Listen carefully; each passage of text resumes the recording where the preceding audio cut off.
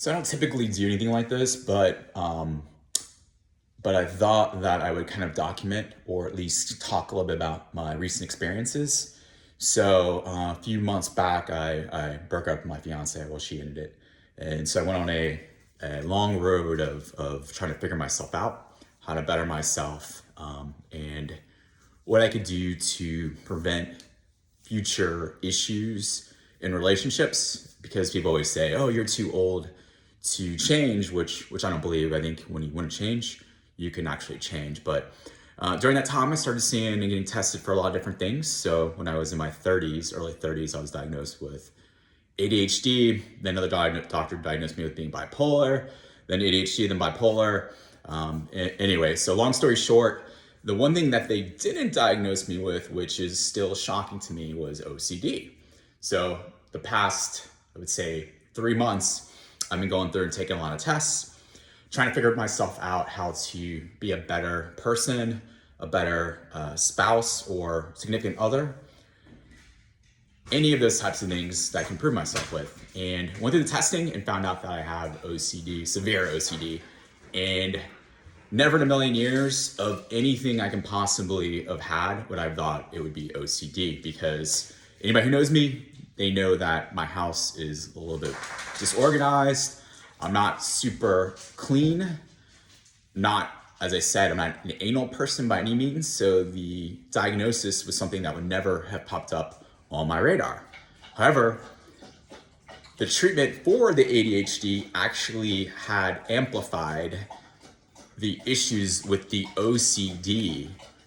And so essentially my brain has been locked up in a cage for the last entire life that I've had, as opposed to not had, but it's been eye-opening, so much so that almost every bit of my relationship issues can be literally tied to one of the various types of OCD.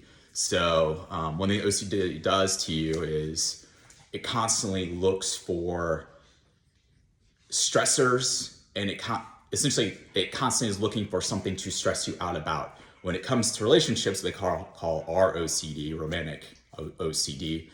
It makes you want to constantly question whether or not you want to be in a relationship, and you are constantly looking for imperfections with the person and their family to, I guess, to push you away or to just mess with your head. So in all the relationships I've had, it's been a case of I've always looked at the situation, and I have been the person who's looked for things that were wrong with the person or the situation. And that has, unfortunately, it's literally led to a lot of breakups and divorces, and to the fact that all of the complaints I've had in the past or therapy sessions with my exes and stuff, every single thing that they had issues with can be tied back to the OCD. And it is so frustrating to find out that this was the case, and to have been misdiagnosed to the point where it was amplified.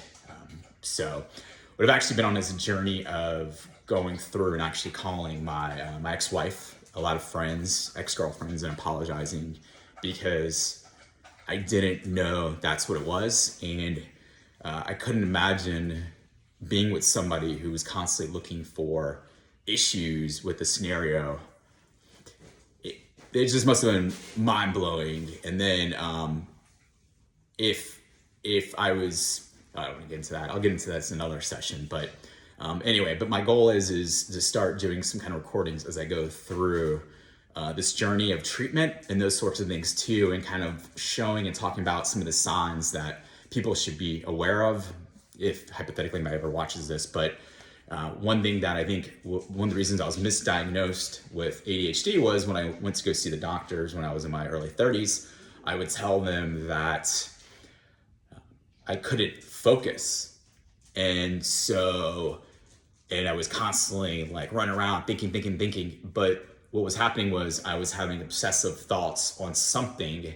So then my attention was only focused on that one thing. So by talking about not the doctor's not going into additional details and questions about, well, why can't you focus?